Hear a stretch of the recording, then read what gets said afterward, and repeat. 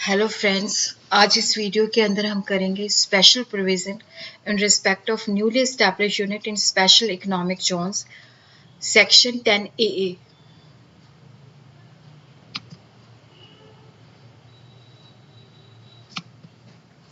First of all we should be clear what is the meaning of special economic zones. Special economic zone जो है कुछ geographical area जो है government identify करती है, जिसके ऊपर जो लॉज होते हैं वो जो जनरली कंट्री के ऊपर एप्लीकेबल्स होते हैं वो डिफरेंट होते हैं। मेन जो यहाँ पे फोकस होता है to increase the foreign investment, और फ्री ट्रेड जोन जो होते हैं वो स्पेशल इकोनॉमिक जोन का ही पार्ट होता है। यहाँ पे ड्यूटी फ्री एरिया होता है। यहाँ पे बेसिकली क्या होता है, ट्रेडिंग के लिए या री एक्सपोर्टिंग के लिए या ट्रांसशिपमेंट के लिए वेयर हाउसिंग की, स्टोरेज की या डिस्ट्रीब्यूशन फैसिलिटीज प्रोवाइड की जाती हैं। सेक्शन 10 AA जो है ये एग्जम्पशन प्रोवाइड करता है total income of the profit and gain, और एसएससी जो है एंटरप्रेन्योर होना चाहिए। उसका जो मेन बिजनेस है उसका बिजनेस फ्री ट्रेड जोन के अंदर एस्टैब्लिश होना चाहिए। वो आर्टिकल्स, थिंग्स और सर्विसेज को एक्सपोर्ट करता है। उसको ये जो एग्जाम्शन मिलती है लगातार 10 कंसेक्टिव असेसमेंट के लिए मिलती है, और ये जो एग्जाम्शन है वो तभी अवेलेबल होती है अगर वो चीज़ें जो हैं मैन्युफैक्चर करता है previous year relevant to the assessment year which start from the first day of April 2006। उसके लिए 10 AA के अंदर अगर हमने कुछ ये एग्जाम्शंस लेनी है तो हमें कंडीशंस फॉलो करनी चाहिए। एक 10A के अंदर जो कंडीशंस जो एग्जाम्शंस अवेलेबल हैं ये irrespective of the form of organisation है। ये कोई भी सोल प्रोप्राइटरशिप भी हो सकती है, पार्टनरशिप भी हो सकती है, कंपनी भी हो सकती है।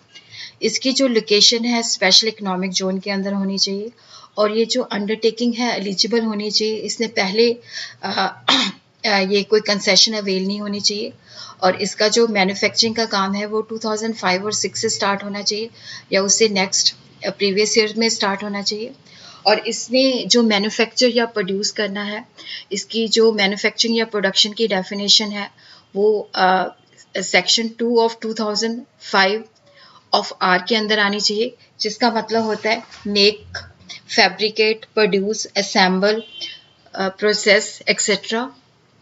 और जो इसकी ऑपरेशन है वो स्टार्ट होने चाहिए प्रीवियस ईयर 2005 या 6 या उसके अगले प्रीवियस ईयर से। और ये जो बिजनेस है ये स्प्लिटिंग अप या रिकंस्ट्रक्शन से नहीं होना चाहिए। इसका मतलब है कि ये नहीं है कि कोई ऑलरेडी बिजनेस एग्जिस्टेंस में है उसको हमने दोबारा से रीएस्टैब्लिश किया है या स्प्लिट अप किया है।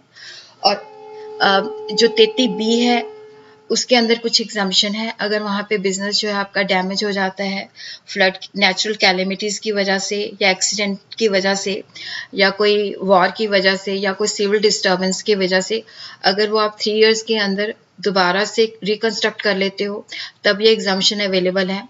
और 10 AA को अवेल करने के लिए जो हमारी प्लांट एंड मशीनरी है ये पुरानी नहीं होनी चाहिए, ये बिल्कुल न्यू होनी चाहिए। पुरानी मशीनरी का मतलब होता है कि जो ऑलरेडी यूज़ के अंदर है, जिसके अंदर हम डेप्रिसिएशन क्लेम कर चुके हैं। और ये जो अगर हम बाहर से इंपोर्ट करते हैं तो बाहर से इंपोर्ट होनी चाहिए और इसका इंडिया के अंदर कोई यूज़ नहीं होना चाहिए। और अगर बाहर से भी हम करते हैं तो इसकी जो वैल्यू है, जो total plant and machinery business के अंदर हमने एस्टैब्लिश की है, ये मैक्सिमम 20% से ज़्यादा नहीं होनी चाहिए।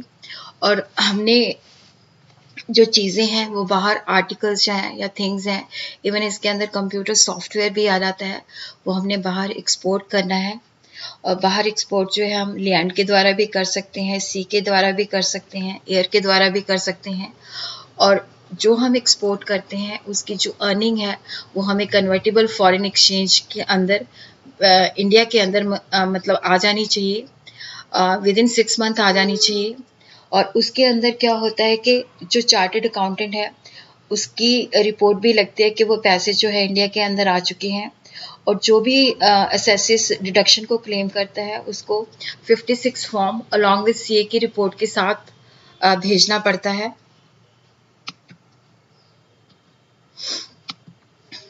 और इसके अंदर जो 5 कंसेक्टिव असेसमेंट ईयर है, यहाँ पे आपको 100% टोटली टैक्स एग्जम्पशन है। फिर आगे के जो फर्दर 5 इयर्स हैं उसके लिए 50% जो है एग्जम्पशन है। और अगर हमने 11th असेसमेंट ईयर से लेके 15th असेसमेंट ईयर तक के लिए बेनिफिट लेना है, तो उस सिचुएशन के अंदर क्या होता है कि हमें जितना भी हमारा प्रॉफिट बनता है उसका 50% जो है हमने एक special economic zone and re investment reserve account के अंदर ट्रांसफ़र करना है। उसको एक स्पेसिफिक पर्पज़ के लिए ही यूज़ करना है, और वो जो स्पेसिफिक पर्पज़ होता है विद इन 3 इयर्स हमने उसको यूज़ करना होता है। उसके अंदर क्या होता है कि हमने न्यू प्लांट एंड मशीनरी के ऊपर हम वो पैसे स्पेंड कर सकते हैं, और वो जो न्यू प्लांट एंड मशीनरी होती है वो बिजनेस के अंदर ही यूज़ होनी चाहिए। और अगर हम ये पैसा जो है यूज़ नहीं करते, या हम कोई ऐसी प्लांट एंड मशीनरी परचेज करते हैं जो हम स्पेसिफिक बिजनेस के अंदर यूज़ नहीं करते, तो नेचुरली जिस साल हमने वो प्लांट एंड मशीनरी के ऊपर पैसा स्पेंड किया है वो उसी साल की इनकम माना जाएगा। और अगर हम विद इन 3 इयर्स जिस साल हमने ये पैसे जो है इस पर्टिकुलर फंड को एलोकेट किए हैं उसके जो नेक्स्ट ईयर्स के अंदर अगर हम पैसों को यूटिलाइज नहीं करते, तो जब वो हमारे 3 नेक्स्ट ईयर ख़त्म हो जाएंगे तो 4th जो प्रीवियस ईयर है उस साल की वो इनकम माना जाएगा। इसके अंदर जो है कि जो प्रॉफिट एलिजिबल होता है डिडक्शन के लिए उसको हमने कैलकुलेट कैसे करना है। इसके अंदर हमने इस फार्मूले से हम ये निकालते हैं, profit of business of undertaking into export turnover divided by total turnover. Export turnover का मतलब होता है कि जो भी चीज़ें हम बाहर एक्सपोर्ट करते हैं, जिसके अंदर कंप्यूटर सॉफ्टवेयर भी आ जाता है, जो भी चीज़ें हम एक्सपोर्ट करते हैं उसके ऊपर जो भी पैसा जो है हमें अवेलेबल होता है। बट इसके अंदर कोई अगर हम फ्रेट या टेलीकम्युनिकेशन चार्ज या इंश्योरेंस या कोई अदर एक्सपेंस जो है फॉरेन एक्सचेंज के अंदर बाहर खर्च करते हैं, तो वो हमने इसके अंदर इंक्लूड नहीं करना।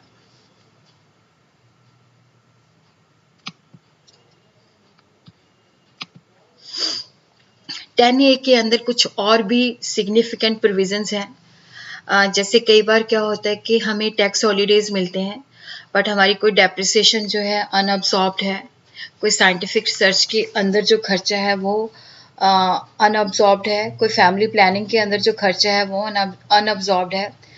तो जो रैशनल टैक्स प्लानिंग है वो यही कहती है कि हमें इन अनअब्सॉर्ब्ड जो खर्चे हैं इनको अकोमोडेट करना चाहिए और पोस्ट टैक्स हॉलीडे पीरियड के बाद अब्सॉर्ब करना चाहिए। इसी तरह जो हमारे कुछ लॉसेज होते हैं, जो लॉसेज है वो नॉन स्पेकुलेशन बिजनेस के साथ रिलेटेड होने चाहिए, losses under the head capital gains होने चाहिए। उसके अंदर भी टैक्स प्लानिंग जो है वो यही कहती है कि हमें ये पोस्ट टैक्स हॉलीडेज के अंदर तक इनको कैरी फॉरवर्ड और सेटअप करना चाहिए। और अगर हमने एग्जम्पशन जो है ATHH के अंदर या ATHHA के अंदर या ATI के अंदर या किसी और सेक्शन के अंदर हम एग्जम्पशंस ले चुके हैं, तब हम 10AA के अंदर एग्जम्पशंस नहीं ले सकते। इसके अंदर ये भी क्वेश्चन अराइज होता है कि हमने एसेट्स की रिटन डाउन वैल्यू कैसे कैलकुलेट करनी है। जो भी हमारी एसेट है जब हम परचेज करते हैं उस पर जो डेप्रिसिएशन होती है कैलकुलेट करते हैं, और डेप्रिसिएशन माइनस करके जो रिटन डाउन वैल्यू आती है उसको हम रिटन डाउन वैल्यू मानते हैं। और अगर हम 10A के अंदर जो है अपनी अंडरटेकिंग को अमेलगमेशन या डीमर्जर के अंदर ट्रांसफ़र कर देते हैं, तो जो अमेलगमेटेड कंपनी होती है या रिजल्टिंग कंपनी होती है वो उसका बेनिफिट ले सकती है। जो कंपनी इसको ट्रांसफ़र करती है वो उसका बेनिफिट नहीं ले सकती। उसी तरह ही कोई हमारा फ्री ट्रेड जोन के अंदर है या EPZ के अंदर है, अगर हम उसको स्पेशल इकोनॉमिक जोन के अंदर कन्वर्ट करते हैं तो हमने जो पीरियड है वो कहाँ से काउंट करना है। वो पीरियड जो है हमने मान लो हमने 2005 में सेटअप किया है और 2010 के अंदर हमने उसको स्पेशल इकोनॉमिक जोन के अंदर ट्रांसफ़र कर दिया है, तो वो हमने 2005 से ही लेना है जब हमने ओरिजिनली सेटअप किया था।